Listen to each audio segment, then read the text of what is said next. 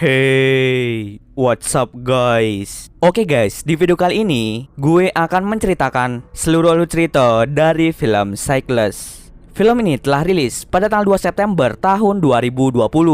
Di dalam film ini bercerita tentang seseorang yang bernama Ellen yang mendapatkan penyerangan secara tiba-tiba oleh orang yang tidak dikenal. Karena penyerangan itu membuat Ellen kehilangan penglihatannya. Bagaimanakah kisah selanjutnya? Yuk kita masuk saja ke ceritanya guys. Film ini diawali dengan memperlihatkan seorang wanita yang sedang berjalan mengarah ke balkon rumahnya. Tiba-tiba, ia meloncat dan film pun dimulai.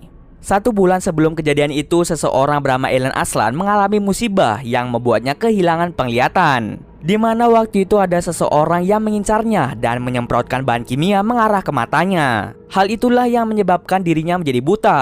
Ia lalu dibawa ke rumah sakit untuk mendapatkan perawatan. Tak lama setelah itu datanglah seorang detektif yang bernama Bryce. Ia mencoba untuk menginvestigasi kejadian yang menimpa Ellen. Sedikit informasi, Ellen adalah seorang musisi terkenal yang memiliki bakat bermain biola. Ellen juga sudah pernah merilis musiknya sendiri. Karena Ellen terkenal, ia menganggap bahwa ada orang yang sengaja menyerang dirinya dengan bahan kimia. Detektif Bryce mencoba untuk mencari tahu siapakah orang yang melukai Ellen. Karena Ellen mengalami kebutaan, ia sangat sulit beradaptasi dengan keadaannya saat ini. Ia lalu dibawa ke sebuah apartemen yang tenang dan jauh dari orang-orang. Hal itu dilakukan agar Ellen bisa menyesuaikan diri dengan kondisinya yang buta. Tak lama setelah itu datanglah seorang pria bernama Clayton yang mengaku bahwa dirinya adalah seorang perawat yang menjaga Ellen di apartemen ini. Ia mulai mengajari tata letak ruangan seperti dapur, kamar mandi, dan tempat untuk bersantai. Jika Ellen butuh bantuan, maka telepon ke nomor 11 untuk menghubungi petugas keamanan atau nomor 22 untuk menghubungi Clayton. Telepon itu sudah dirancang untuk memudahkan Ellen dalam meminta bantuan. Setelah mengajarkan semuanya pada Ellen, ia pun segera pergi karena ada urusan pekerjaan. Ellen lalu mencoba untuk menghubungi Sasha, yaitu teman baiknya yang selalu ada ketika Ellen kesusahan. Akan tetapi saat menghubungi Sasha tidak mengangkat teleponnya. Setiap hari Ellen pasti bermimpi tentang kejadian penyerangan yang mengakibatkan dirinya kehilangan penglihatan. Ia sering berhalusinasi karena trauma yang didapatkannya. Esok harinya Clayton kembali dan membawakan burung agar Ellen tidak merasa kesepian. Karena Ellen tidak bisa melihat, ia bisa berimajinasi atau berhayal tentang warna burung yang dibawa Clayton. Rasa trauma yang didapatkannya membuatnya sering marah-marah tidak jelas. Clayton lalu membahas Ellen yang sangat mahir bermain biola. Bahkan Ellen sering mendapatkan penghargaan. Akan tetapi Ellen tidak ingin membicarakan hal itu. Setelah memasak makanan untuk Ellen, Clayton pun pergi karena ada urusan pekerjaan lainnya. Selagi Clayton pergi, Ellen mulai belajar berjalan mengelilingi kamar apartemen. Pada malam harinya, ia mendengar langkah kaki seseorang yang sedang menuju ke kamarnya. Ia lalu mencoba menghubungi Sasha, tapi lagi-lagi ia tidak mengangkat teleponnya. Tak lama setelah itu, ia mendengar teriakan dari kamar sebelah. Ia menganggap bahwa ada seseorang yang membutuhkan pertolongan di kamar sebelah. Clayton lalu menyuruh Ellen untuk tidak mengganggu rumah tangga seseorang. Setelah Clayton pergi, Ellen diam-diam menempelkan sebuah surat untuk mengundang tetangganya minum teh bersama-sama. Agar Ellen bisa mengerjakan sesuatu, Clayton memutuskan untuk membawakan laptop canggih, di mana laptop itu bisa memudahkan Ellen dalam browsing atau mengetik menggunakan suaranya. Jadi walaupun Ellen tidak bisa melihat, ia bisa mengetik menggunakan suara. Mereka lalu melihat keluar jendela. Clayton menjelaskan situasi di luar saat ini pada Ellen. Tak terasa malam pun tiba. Ellen yang sedang bersantai tiba-tiba mendapatkan ketukan dari tetangga sebelah. Rupanya tetangganya membaca undangan yang diberikan pada Ellen. Dia bernama Lana. Mereka lalu berbincang-bincang satu sama lain. Selang beberapa menit, Lana memutuskan untuk kembali ke kamarnya. Akan tetapi Ellen mencoba mencegahnya dan bertanya mengapa Lana terburu-buru. Lalu tiba-tiba wajah Lana terlihat seperti ada luka jahitan. Dan ia pun berkata bahwa jangan percaya pada siapapun. Dengan cepat Lana pun kembali ke kamar sebelum suaminya datang. Ellen lalu menelpon polisi bahwa terdapat seseorang yang mendapatkan kekerasan dalam rumah tangga. Ia menjelaskan semua tentang bekas jahitan dan teriakan Lana yang sempat didengar waktu itu. Polisi lalu datang ke kamar sebelah untuk mengecek keadaan mereka. Namun yang lebih anehnya, polisi berkata bahwa tidak ada bukti kekerasan yang didapatkan oleh Lana. Luka jahitan yang sempat Ellen bicarakan juga tidak ada di wajah Lana. Polisi itu menganggap bahwa Ellen adalah orang yang tidak waras. Ellen yang mendengar hal itu sama sekali tidak percaya dengan perkataan dari polisi. Lalu ia pun curhat dengan Clayton tentang tetangganya yang mendapatkan perilaku tidak terpuji dari suaminya sendiri. Kali ini Clayton percaya dengan perkataan Ellen, tetapi ia tidak melakukan apapun. Setiap jam 11 Ellen pasti mendengar alarm yang berbunyi. Ellen menganggap bahwa alarm itu ada hubungannya dengan penyerangan yang terjadi pada dirinya. Mendengar hal itu, Clayton berjanji akan melindunginya karena itu adalah tugas dari perawat. Setelah itu, Clayton pun pergi dari situ. Malam pun tiba. Lana yang baru pulang tiba-tiba dihampiri oleh Ellen. Tetapi saat sudah dekat ternyata Ellen hanya berhalusinasi. Dan ternyata itu adalah suami dari Lana. Dia pun langsung mengancamnya. Dengan cepat Ellen langsung menelpon Clayton dan menyuruhnya untuk datang ke apartemen. Takut terjadi apa-apa, Clayton berencana untuk mendatangi suami dari Lana untuk berbicara empat mata. Akan tetapi Ellen langsung mencegahnya karena ia tidak mau ada keributan di situ. Clayton lalu berkata bahwa dirinya memiliki perasaan terhadap Ellen. Ia sangat khawatir jika Ellen kenapa-kenapa. Walaupun ia hanya ditugaskan untuk merawat Ellen, Clayton berharap agar Ellen bisa menjadi pacarnya.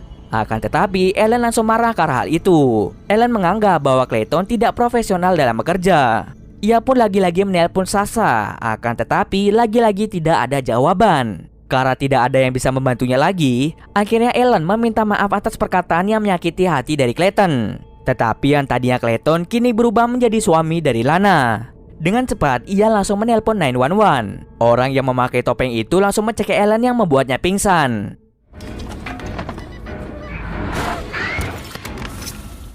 Saat tersadar, sudah ada polisi dan juga Clayton di kamarnya. Detektif Bryce lalu mengecek kamera CCTV untuk menemukan pelaku dari penyerangan Ellen. Tetapi saat detektif itu mengeceknya, ia sama sekali tidak menemukan seseorang yang keluar masuk apartemen dengan menggunakan topeng. Seluruh CCTV sudah dicek bahwa tidak ada yang masuk ke dalam kamar Ellen.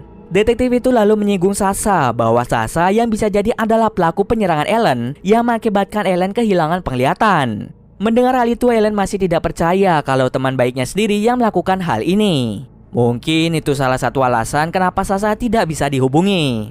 Untuk memastikan lebih lanjut, si detektif lalu mengecek kamera CCTV untuk yang kedua kalinya. Suatu hari karena ia merasa trauma dan depresi sudah tidak memiliki siapa-siapa, ia pun memutuskan untuk bunuh diri. Tetapi sebelum itu, ia meninggalkan surat pada Sasha dan juga Clayton. Tak lama setelah itu, ia memutuskan untuk bunuh diri. Dan scene ini adalah scene yang ditampilkan di awal film tadi. Tetapi saat ia terjun ke bawah, Ellen tidaklah mati. Melainkan ia berada di suatu ruangan dengan banyaknya peredam suara. Ia masih bingung tentang apa yang terjadi pada dirinya. Lalu ia perlahan-lahan mulai menyadari bahwa balkon itu bukanlah tempat yang tinggi, melainkan balkon itu adalah sebuah ruangan rahasia. Selama ini ia dibohongi oleh Clayton. Ia mulai menyadari bahwa alarm yang bunyi setiap jam 11 hanyalah sebuah rekaman yang memang sengaja dibuat. Lalu saat ia naik kembali, Ellen menjadi sangat-sangat ketakutan. Ia lalu keluar dari kamar dan bertemu dengan Lana. Mereka pun mulai berbincang-bincang. Ellen akhirnya tahu kalau Lana ada kaitannya dengan hal ini. Ia mulai menyadari bahwa Clayton memang sengaja merancang teleponnya agar tidak bisa menelpon keluar. Itulah alasan sebenarnya kenapa Ellen sama sekali tidak bisa menghubungi Sasha. Ellen sudah tahu kalau dirinya bukan berada di sebuah apartemen, melainkan sebuah tempat seperti penjara yang sama sekali tidak ada jalan keluar. Lana segera pergi dari kamar Ellen. Bersama dengan itu, Clayton datang menghampiri Ellen. Ia memberikan hadiah biola untuk bisa dimainkan oleh Ellen. Ketika Clayton ingin keluar sebentar, dia mengetuk 2 kali. Seketika, Ellen mulai menyadari sesuatu yang janggal, di mana si detektif juga pernah mengetuk 2 kali. Begitu juga dengan perawat di rumah sakit yang juga mengetuk 2 kali. Akhirnya dia mulai menyadari bahwa si Clayton menyamar menjadi beberapa orang. Mulai dari menyamar menjadi perawat, menjadi dokter, menjadi polisi, menjadi detektif, menjadi suami Lana, dan Clayton juga yang membuat Ellen menjadi buta seperti itu. Clayton sengaja memanfaatkan kebutaannya dengan menyamar menjadi beberapa orang sekaligus. Akhirnya, setelah mengetahui kebenaran di balik itu semua, Ellen mulai menjebak Clayton, di mana ia langsung membuat Clayton pingsan menggunakan alat berat.